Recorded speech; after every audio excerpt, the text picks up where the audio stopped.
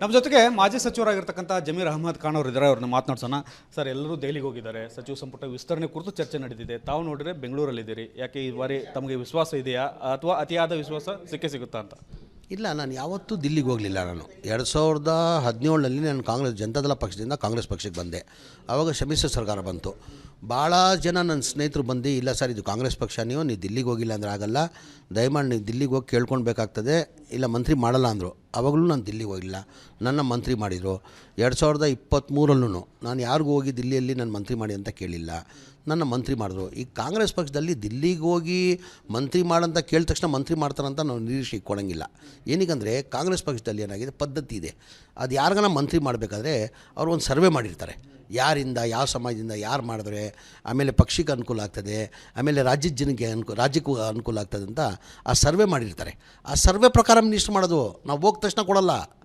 ಯಾರು ಹೋಗಿ ಕೇಳಿದ ತಕ್ಷಣ ಕೊಡ್ತೇವೆ ಅಂತ ನಾವು ನಿರೀಕ್ಷೆ ಇಟ್ಕೊಳ್ಳೋಂಗಿಲ್ಲ.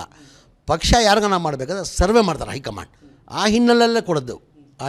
ನನಗೆ 3 ವರ್ಷ ಮಂತ್ರಿ ಹಾಕ್ಕೊಟ್ಟಿದ್ರು. 2018ರಲ್ಲಿ ಸಮ್ಮಿಶ್ರ ಸರ್ಕಾರಲ್ಲೂ ಮಂತ್ರಿ ಮಾಡಿದರು. ಈಗ ಮೊನ್ನೆನೂ 3 ವರ್ಷ ಮಂತ್ರಿಯಾಗಿ ಕೆಲಸ ಮಾಡಿದ್ದಾರೆ. 2ನೇ ಲಿಸ್ಟಲ್ಲಿ ಬರ್ತಾರಂತ ನಿರೀಕ್ಷೆ ಇಟ್ಕೊಂಡಿದ್ದೀನಿ. ನನ್ನ ಹೆಸರು ಬರ್ಬೋದಂತ. ಅಂದರೆ ತೀರ್ಮಾನ ಮಾಡೋರು ಯಾರು? ಹೈಕಮಾಂಡ್. ಅವ್ರು ಏನು ನಿರ್ಧಾರ ಮಾಡ್ತಾರೆ, ತೀರ್ಮಾನ ತಗೊಂಡು ಅದಕ್ಕೆ ನಾವು ಬದ್ಧ.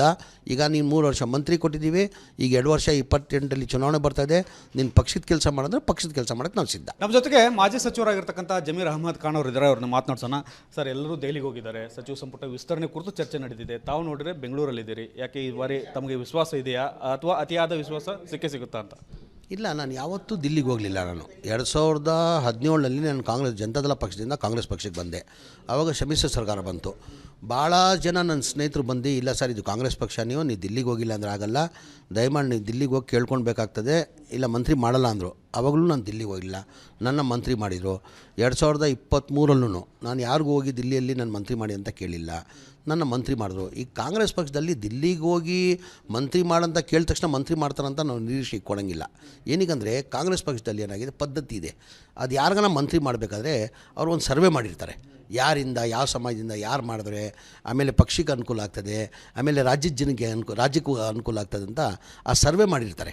ಆ ಸರ್ವೆ ಪ್ರಕಾರ ಮಿನಿಸ್ಟ್ರ್ ಮಾಡೋದು. ನಾವು ಹೋದ ತಕ್ಷಣ ಕೊಡೋಲ್ಲ. ಯಾರು ಹೋಗಿ ಕೇಳಿದ ತಕ್ಷಣ ಕೊಡ್ತೇವೆ ಅಂತ ನಾವು ನಿರೀಕ್ಷೆ ಇಟ್ಕೊಳ್ಳೋಂಗಿಲ್ಲ. ಪಕ್ಷ ಯಾರಿಗಾನ ಮಾಡಬೇಕಾದ್ರೆ ಸರ್ವೆ ಮಾಡ್ತಾರೆ ಹೈಕಮಾಂಡ್. ಆ ಹಿನ್ನೆಲೆಯಲ್ಲೇ ಕೊಡೋದು.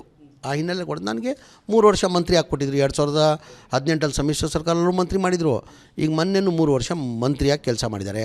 2ನೇ ಲಿಸ್ಟಲ್ಲಿ ಬರ್ತಾರಂತ ನಿರೀಕ್ಷೆ ಇಟ್ಕೊಂಡಿದ್ದೀನಿ. ನನ್ನ ಹೆಸರು ಬರ್ಬೋದಂತ. ಅಂದರೆ ತೀರ್ಮಾನ ಮಾಡೋರು ಯಾರು? ಹೈಕಮಾಂಡ್. ಅವ್ರು ಏನು ನಿರ್ಧಾರ ಮಾಡ್ತಾರೆ, ತೀರ್ಮಾನ ತಗೊಂಡು ಅದಕ್ಕೆ ನಾವು ಬದ್ಧ. ಈಗ ನೀನು 3 ವರ್ಷ ಮಂತ್ರಿ ಕೊಟ್ಟಿದ್ದೀವಿ, ಈಗ 2 ವರ್ಷ 28ರಲ್ಲಿ ಚುನಾವಣೆ ಬರ್ತಾಯಿದೆ. ನೀನು ಪಕ್ಷದ ಕೆಲಸ ಮಾಡಿದ್ರೆ ಪಕ್ಷದ ಕೆಲಸ ಮಾಡೋಕ್ಕೆ ನಾವು ಸಿದ್ಧ.